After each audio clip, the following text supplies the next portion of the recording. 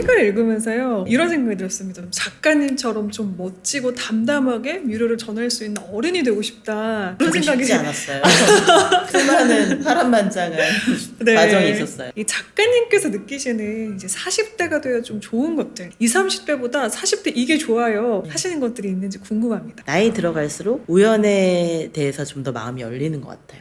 그리고 예전에는 너무 계획에 집착하고 계획을 잘 지키지도 못하면서 괜히 막 프랭클린 플래너, 저는 프랭클린 플래너를 좀 안 좋아하는데 네. 그런 거에 집착하면 삶이 기쁘지가 않더라고요. 계획에 우리를 구겨 넣으면 번아웃이 오게 돼 있어요. 기업만 나를 착취하는 것이 아니라 나도 나 자신을 착취하게 돼요. 그리고 너무 세밀하게 계획을 짜놓으면 우연이나 자유로움에 내 몸을 맡길 수가 없는 거죠. 나이 들어가면서 더 좋은 것은 우연에 몸을 맡겨도 어차피 좋은 일이 일어난다, 이런 생각이 들었어요. 정말로 그렇고요. 그런 마음가짐으로 사니까 나빴던 일도 좋게 해석하는 능력이 생기고요.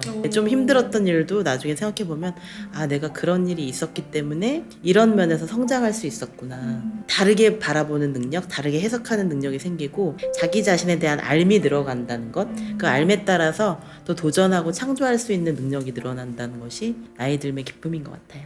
네.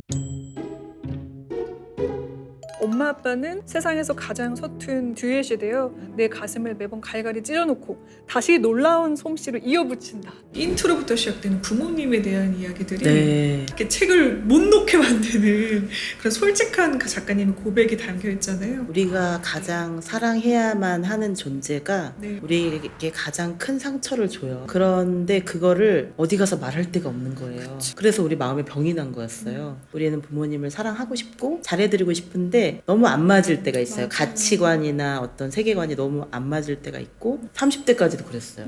제가 막 박사 논문 쓰고 있었는데 국문과 박사 논문을 쓰고 있으면 이제 인생에 어느 정도 길이 많이 정해진 거잖아요. 네, 네. 그 박사 논문을 쓰고 있는데도 부모님이 사법고시를 보라고 하시는 거예요. 그래서 제가 엄마, 요새는 사법고시라고 안 하고 로스쿨이라고 해. 이제 농담으로 그렇게 얘기하지만 마음은 쓰리더라고요. 그쵸. 응원까지는 아니더라도 들어주기라도 했으면 좋겠는데 왜 안 들어주실까. 대수롭지 않게 여기시는 것 같더라고요. 내가 글을 쓰고 싶은 이 간절한 열망을 이해하지 못하고 공감하지 못하시는 게 그게 제일 서운한 부분이었던 것 같아요.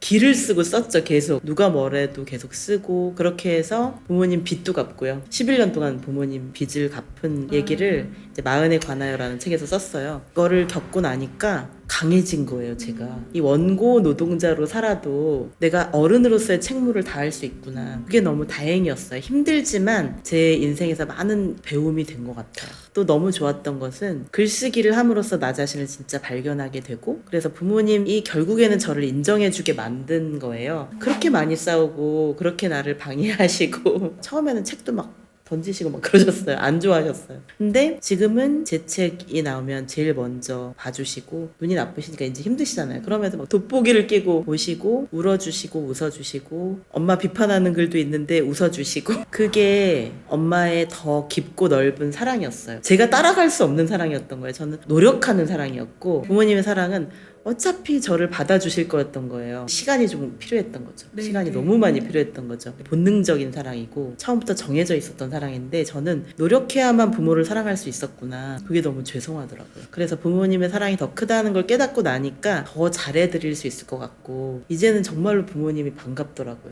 예전에는 부모님이 전화하면 또 무슨 걱정거리가 있나? 조심스럽고 걱정부터 했거든요. 그런데 지금은 그냥 쳐들어가기도 해요. 그런 게 이제는 편해진 거죠. 저도 부모님을 환대할 수 있게 되고 부모님도 저를 환대하실 수 있게 된 거죠. 이렇게 되기까지 많은 시간이 걸렸지만 그 과정을 압축해서 1챕터의 첫 번째 에피소드로 넣은 거예요. 네. 엄마 또한 누군가 자신을 이해해줄 사람을 간절히 찾고 있었다는 사실을 어린 저는 미처 몰랐던 것입니다. 엄마는 가난했고 어렸고 사회생활의 경험이 거의 없었습니다. 결혼도 출산도 육아도 엄마에게는 모두 처음이었고 모든 것이 낯설기만 했습니다. 그런 엄마에게 나 큰딸의 탄생이라는 사건이 일어나 버린 것이죠. 부모님 때문에 힘든 일이 있다면 당연히 있을 텐데요. 부모님의 상처를 한번 알아보셨으면 좋겠어요. 부모님의 상처를 이해하려고 노력하면 그때부터 문제 해결의 실마리가 보이기 시작할 거예요. 부모님을 좀 인터뷰해 보는 거죠. 엄마한테 진짜 묻고 싶었던 것, 아빠에게 정말 궁금했던 것을 용감하게 한번 물어보는 거예요. 근데 그러기 위해서 많은 장치가 필요해요. 맛있는 것도 좀 사드려야 되고 분위기도 좋게 만들어야 되고 그러면서 잃어버린 공감의 사슬을 찾아가는 거죠. 그런 것들이 쌓여서 다시 또 우리는 아름답고 풍요로운 그리고 서로를 잘 이해할 수 있는 그 세계 속으로 돌아올 수 있게 되는 것 같아요. 여러분 이것만은 20, 30대 꼭 하셨으면 좋겠습니다 라고 하시는 것들이 있을지. 외국에 가서 한번 살아보는 거예요. 그러니까 너무 목적의식 있는 그런 유학 같은 거 말고 그냥 한번 가서 살아보는 거. 어른들은 다 지치고 나서 50대나 되어서야 안식년을 가지시거든요. 근데 그때는 이미 너무 지쳐 있어서 성격이 많이 고정돼 버려요. 몸을 쉬기만 한다고 되는 게 아니거든요. 어릴 때부터 안식년을 가져보는 거예요. 정말 제대로 놀아보는 거죠. 열정을 발산할 수 있는 기회가 별로 없었어요. 그리고 기회를 찾지도 않았어요. 너무 고민이 많았고 도대체 어떻게 살아야 될지 모르고 학교 가면 너무 맨날 상처를 받으니까 학교 가는 것도 무서웠어요. 대학 가면 다 재밌을 줄 알았는데 안 행복한 거예요. 그래서 그때 알았더라면 좋았을 것들이라는 책을 통해서 그 20대의 힘든 시간을 어떻게 버텨내는지를 쓴 거예요.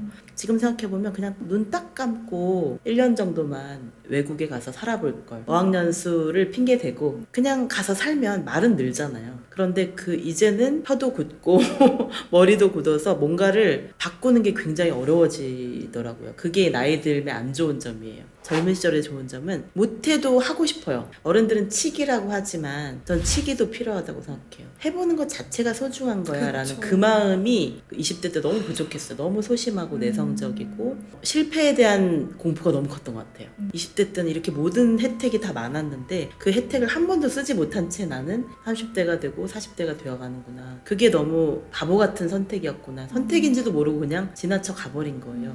완전히 다른 언어를 쓰는 곳에서 완전히 우리와는 가치관이 다른 세상에서 살아보기. 여행을 통해서도 결국은 내가 어떤 가치를 중요시하는지 겪지 못했던 상황들을 통해서 이런 것들에 나에게 생각보다 큰 기쁨을 줄 수 있구나를 알아가는 거잖아요. 그래서 한 살이라도 젊을 때 작가님께서 말씀하신 이런 경험들 최대한 많이 해보셨으면 좋겠습니다. 제가 힘들 때마다 저 자신에게 속삭이는 얘기가 있어요. 그 상처는 널 죽일 수 없어. 그 트라우마보다 너는 강한 존재야. 제가 깨달은 거거든요. 상처조차 아름다운 당신에게라는 책을 쓰면서 상처에 대한 연구를 제가 집중적으로 했는데 그 상처 연구를 통해서 배운 게 나는 지금까지 겪은 그 모든 상처보다 나는 강한 존재였구나. 그 학대나 차별보다 그 따돌림보다 제가 더 강인한 존재였어요. 그걸 깨달아서 너무 다행이고 그것을 깨닫게 해준 것이 저에게는 문학과 심리학과 여행이었어요. 그게 제가 말하는 블리스거든요. 나를 기쁘게 해준 것. 여러분들에게도 그런 버팀목이 생겼으면 좋겠어요. 여러분들 안에는 여러분들 자신보다 훨씬 뛰어나고 눈부신 또 하나의 내가 살고 있어요. 더 강인하고 지혜로운 자기 자신을 발견하는 그런 시간이 되셨으면 좋겠습니다. 아주 따뜻한 환대가 가득 담긴 책 가장 좋은 것을 너에게 줄게 15분께 도전하는 이벤트를 하니까요. 여러분들 오늘 영상 어떻게 느끼셨는지 다양한 댓글도 부탁드립니다. 기대해 주셔서 너무 감사해요. 저야말로 2번이나 또 맞춰가지고 예, 2번밖에 안 감사합니다. 만났는데 엄청 친해진 것 같아요. 그러니까요. 이런 게 너무 좋아요. 작가님께서 주시는 이 따뜻함과 편안함을 저도 느꼈지만 아마 영상을 통해서도 우리 히릿들도 느끼셨을 거라는 생각이 듭니다. 그러면 인사드릴게요. 오늘도 채널 고정해주신 히릿, 내일도 최고길만 걸으세요. 안녕. 뿅.